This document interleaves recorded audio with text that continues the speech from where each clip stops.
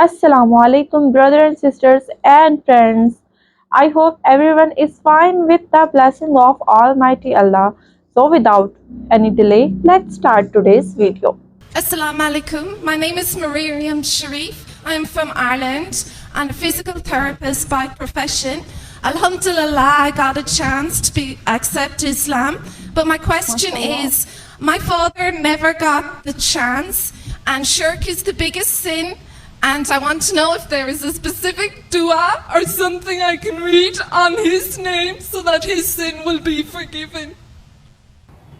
Sister has a question that Alhamdulillah, she has accepted Islam, and she says that unfortunately her father, he died as a mushrik. So can I read any dua, anything in his name so that sin can be forgiven? Sister, the Quran says in Surah Nisa chapter number 4 verse number 48, Surah Nisa chapter number 4 verse number 116, that if Allah pleases, He may forgive any sin. But the sin of shirk, He will never forgive.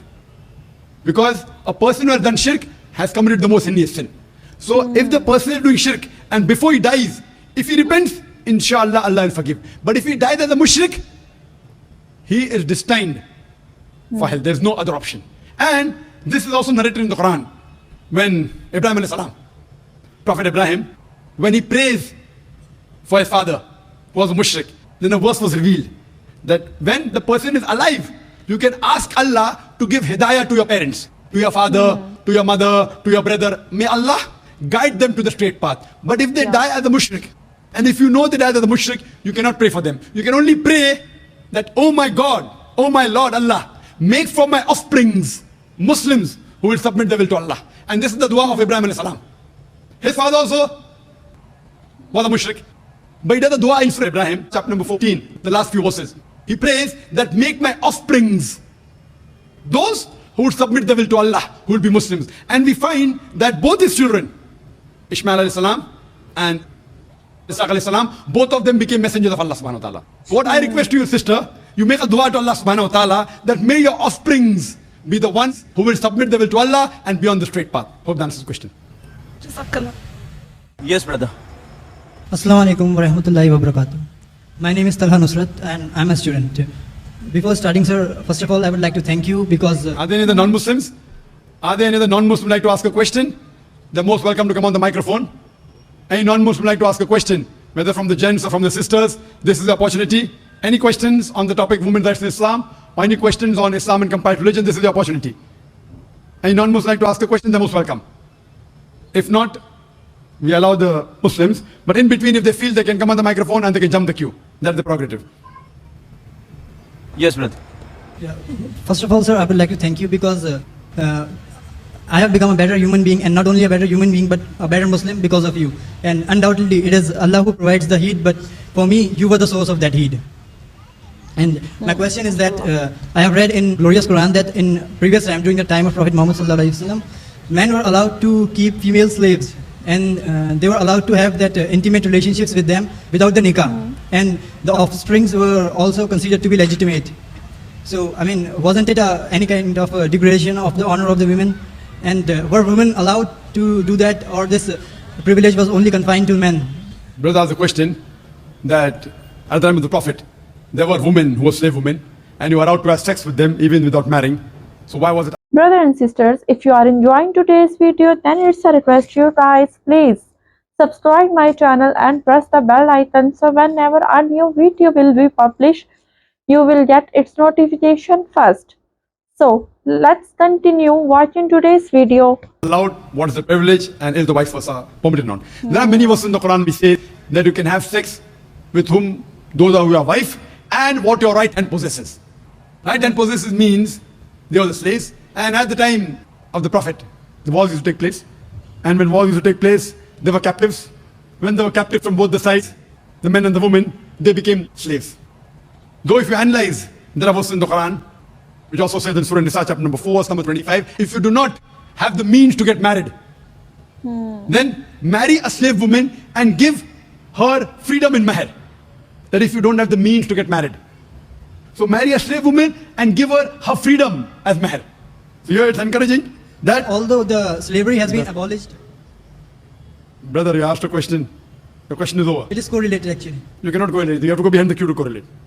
You asked the question, we heard your question, it was wrong. If we start correlating always, non-Muslims are allowed. Muslims, you can go behind the queue, no problem. If we start correlating, we'll be able to handle very few questions. For non-Muslims, I'm a bit more lenient. So now the thing is that, so it's preferable to marry. Vice versa, it's not possible.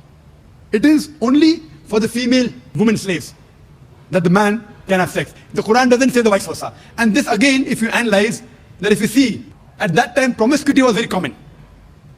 Promiscuity and having sex outside the bond very common. So Islam has brought it in stages.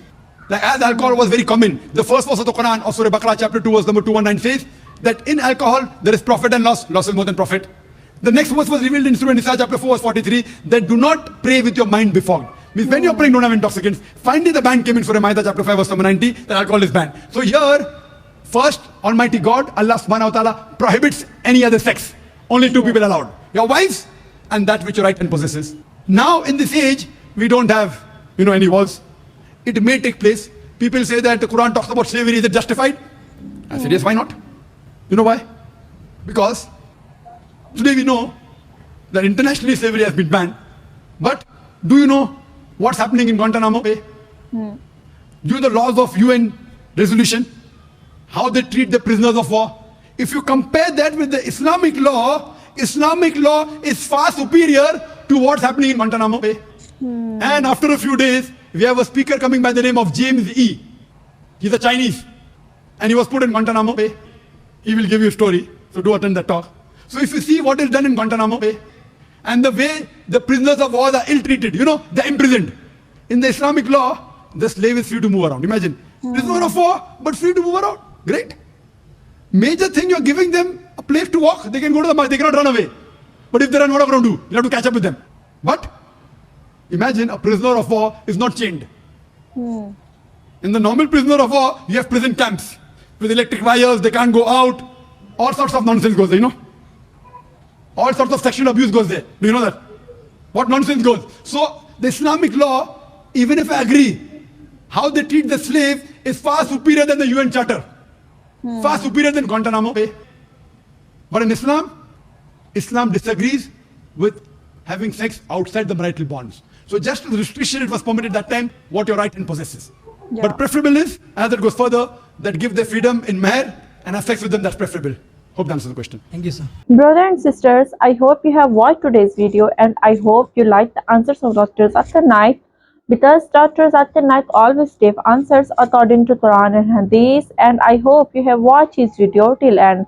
So in today's video, we have watched a video of Dr. Zakir Naik and a woman who recently converted to Islam, and she was very disturbed, and she came to Dr. Zakir Naik and she asked question about her father because he was died as a non-Muslim. So that's why she came to Dr. Zakir Naik and she was crying during the question, and it was very emotional to watch her during the question. So she asked the question to Dr. Zakir Naik that she accepted Islam, but unfortunately her father was died few days ago, but he did not accepted Islam and died as a mushrik. So what should I do? She asked to Dr. Zakir Naik he should tell her some kind of wazaif or dua so she can make and ask Allah subhanahu wa ta'ala for his forgiveness. So during the question, she started crying and Dr. Zakir Naik listened that question and start giving the answer according to Quran and Hadith. So Dr. Zakir Naik told her that this is the will of Allah subhanahu wa ta'ala, but we can only do duas